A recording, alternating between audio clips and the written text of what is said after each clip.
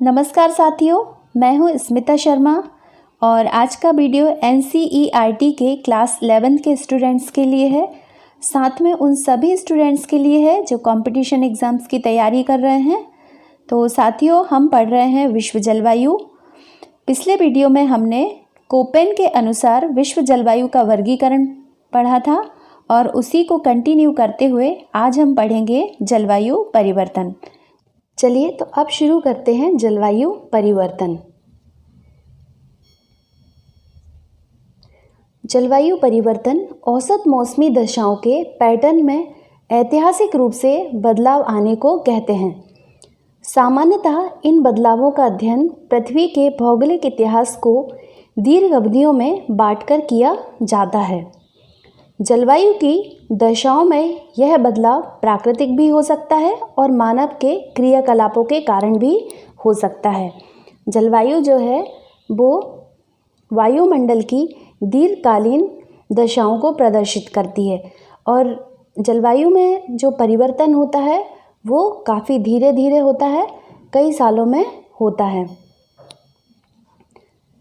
जिस प्रकार की जलवायु का अनुभव हम कर रहे हैं कि वह थोड़े बहुत उतार चढ़ाव के साथ विगत 10,000 वर्षों में अनुभव की जा रही है। अपने प्रादुर्भाव से ही पृथ्वी ने जलवायु में अनेक परिवर्तन देखे हैं। भूगर्भिक अभिलेखों से हिमयुगों और अंतर हिमयुगों में क्रमशः परिवर्तन की प्रक्रिया दिखाई देती है।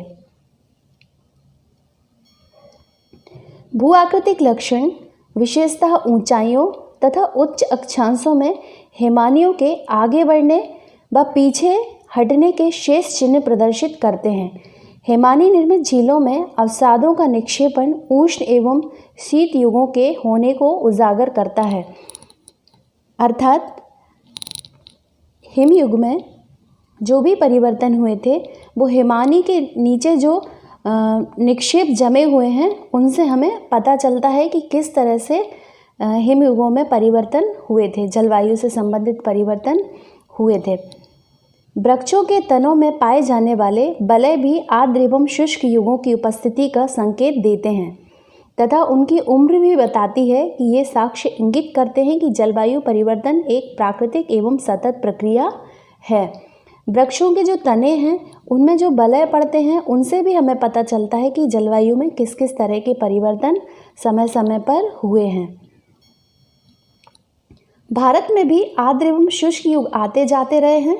पुरातात्विक खोजें बताती हैं कि ईसा से लगभग 8,000 वर्ष पूर्व राजस्थान मरुस्थल की जलवायु आर्द्र एवं शीतल थी। ये जो राजस्थान का मरुस्थलीय क्षेत्र है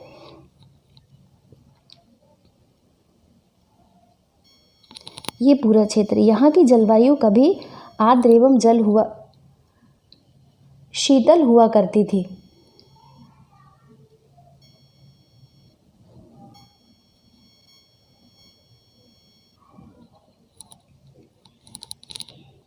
ईसा से 3,000 से 17,000 वर्ष पूर्व यहाँ वर्षा अधिक होती थी। लगभग 2,000 से 1,700 वर्ष ईसा पूर्व यह क्षेत्र हड़प्पा संस्कृति का केंद्र था। इतिहास में आप लोगों ने हड़प्पा संस्कृति के बारे में पढ़ा हुआ है। शुष्क दशाएं तभी से गहन हुई हैं। लगभग 50 करोड़ वर्ष से 30 करोड़ वर्ष पहले भूवैज्ञानिक काल में कैम्ब्रियन, ऑर्डोविशियन तथा सेल्यूरियन युगों में पृथ्वी गर्म थी। प्लीस्टोसीन युगांतर के दौरान हिमयुग और अंतर हिमयुग अवधियां रहीं। अंतिम प्रमुख हिमयुग आज से 18,000 वर्ष पूर्व था। वर्तमान अंतर हिमयुग 10,000 वर्ष पूर्व आरंभ हुआ था। मतलब जो वर्तमान का हिम समय चल रहा है यह लगभग 10,000 वर्ष पूर्व शुरू हुआ था। 1990 के दशक में शताब्दी का सबसे गर्म तापमान और भयंकर बाढ़ों को दर्ज किया गया। सहारा मरुस्थल के दक्षिण में स्थित सहोल प्रदेश में 1967 से 1977 के दौरान आया विनाशकारी सूखा ऐसा ही एक विनाशकारी परिवर्तन था। 1930 के दशक में संयुक्त राज्य अमेरिका के बृहद मैदान के दक्षिणी पश्चिमी भाग में जिसे धूल का कटोरा कहा जाता है। बृहद अमेरिका के दक्षिण पश्चिमी भाग को क्या कहा जाता है? धूल का कटोरा। यहाँ पर भीषण सूखा पड़ा। फसलों की उपज तथा फसलों के विनाश, बाढ़ों तथा लोगों के प्रवास संबंधी ऐतिहासिक अभिलेख परिवर्तनशील जलवायु के प्रभावों के बारे में बताते हैं। यूरोप अनेक बार उष्ण, आर्द्र, शीत एवं शुष्क युगों से गुजरा है। इनमें से महत्वपूर्ण प्रसंग 10वीं और 11वीं शताब्दी की उष्ण एवं शुष्क दशाओं का है, जैसे वाइकिंग कबीले ग्रीनलैंड में जा बसे।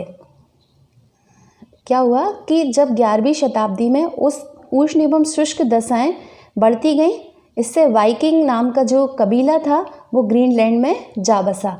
यूरोप में सन 1950 से 1950 के दौरान लघु हिम युग का अनुभव किया गया। 1885 से 1940 तक विश्व के तापमान में वृद्धि की प्रवृत्ति पाई गई और लघु हिम का अनुभव किया गया था। अब हम देखते हैं जलवायु परिवर्तन के कारण होने वाले दुष्परिणाम। जलवायु परिवर्तन के अनेक कारण होते हैं। इन्हें खगोलीय और पार्थिव कारणों में वर्गीकृत किया जा सकता है। खगोलीय कारण। खगोलीय कारणों का संबंध सौर कलंकों की गतिविधियों से उत्पन्न सौरिक निर्गत ऊर्जा से है। सौर कलंक सूर्य पर काले धब्बे होते हैं जो एक चक्रीय ढंग से घटते बढ़ते हैं। ये जो इमेज में दिखाई दे रहे हैं, सूर्य में जो छोटे छोटे काले धब्बे हैं, इन्हीं को हम सौर कलंक कहते हैं और ये चक्रीय ढंग से घटते बढ़ते हैं और इनका चक्रीय जो समय होता है वो लगभग 11 वर्ष तक होता है। सौर कलंकों के घटने अथवा बढ़ने से मौसम खराब होता है और तूफानों की संख्या बढ़ जाती है। जलवायु क्रिया। जलवायु परिवर्तन का एक अन्य कारण है ज्वालामुखी क्रिया जलवायु परिवर्तन का एक अन्य कारण है। ज्वालामुखी बड़ी मात्रा में एरोसोल फेंक देते हैं। ये एरोसोल लंबे समय तक वायुमंडल में विद्यमान रहते हैं और पृथ्वी की सतह पर पहुंचने वाले सौरिक विकिरण को कम कर देते हैं। उदाहरण, हाल ही में पिनाटोपा तथा एल सियोल ज्वालामुखी उद्भेदनों के बाद पृथ्वी का औसत तापमान कुछ हद तक परिवर्तन आया है। जो पिनाटोबा और सियोल ज्वालामुखी हैं, उनके उद्भेदन से पृथ्वी का तापमान थोड़ा सा बढ़ गया है, इसमें परिवर्तन दिखाई दिया है। जलवायु परिवर्तन पर पड़ने वाला सबसे महत्वपूर्ण कारण वायुमंडल में ग्रीन हाउस गैसें और CFC का सांद्रण है। इसके बारे में हम विस्तार से बढ़ेंगे भूमंडलीय ऊष्मन में। ठीक है, तो आपको इसके बारे में अधिक जानकारी हो जाएगी। CFC कार्बन्स जो हैं वो क्लोरोफ्लोरोकार्बन्स होते हैं जो कि रेफ्रिजरेटर, AC गाड़ियों, AC से जितनी भी बिल्डिंग्स में लगे हुए हैं, इनके कारण ये बनते हैं। और ये जो CFC कार्बन्स हैं ये ओजोन परत को में छिद्र का एक महत्वपूर्ण कारण है। अब है भूकंप। जलवायु परिवर्तन में भूकंप का भी योगदान है। जैसे कहीं भूकंप आता है तो कई तरह की दुर्घटनाएं होती हैं और धरातल पर भी कई परिवर्तन महसूस किए जाते हैं।